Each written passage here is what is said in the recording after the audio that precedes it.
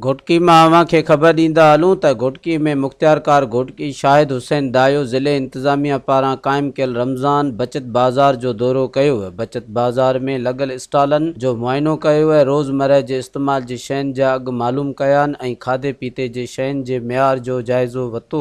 इन मौक़े ते मीडिया सां ॻाल्हाईंदे मुख़्तियारकार घोटकी शाहिद हुसैन दायो चयो है त रमज़ान ऑर्डिनेंस ते अमल दरामद खे यकीन बणाइण समेत अवाम खे मुकमल रिलीफ फ़राहम करण असांजी अवलीन तरजीह। इन चयो त बचत बाज़ार में ग़रीब आवाम खे रोज़ानी ज़रूरत जूं शयूं सस्ते अघनि ते फ़राहम कयूं पियूं वञनि। ज़ख़ीरा अंदोज़ ऐं नाजाइज़ मुनाफ़ा वठंदड़नि ख़िलाफ़ सख़्त क़ानूनी कार्रवाई कई वेंदी। इन चयो त मार्केटनि में क़ीमतनि ऐं मयार खे नज़र में रखंदे ज़रूरी शयूं फ़राहम कयूं पियूं वञनि जीअं ग़रीब ऐं मुस्तहिक माण्हू वधि खां वधि फ़ाइदो वठी सघनि। इन चयो त रमज़ान बचत बाज़ार या ॿियनि आम बाज़ारनि में मुक़रर रेट खां वधीक अघु वठंदड़ दुकानदारनि ख़िलाफ़ अवाम असिस्टेंट कमिश्नर ऑफिस में शिकायतूं दाख़िल कराए त जी मुनाफ़ाखोर दुकानदारनि ख़िलाफ़ कानूनी कार्रवाई करे सघिजे। Soomro wallpapers and PVC panel shop 3D wallpapers की वसी रेंज जो आपके घर को बनाए आपके ख्वाबों की तरह खूबसूरत।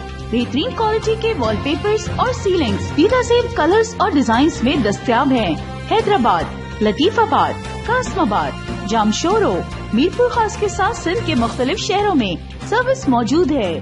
हर किस्म के 3D वॉलपेपर्स और सीलिंग्स लगवाने के लिए अभी राब्ता करें। कॉन्टैक्ट रंजन अली सोमरो। व्हाट्सएप 0333370786 03333702 तालिब हुसैन 0317131096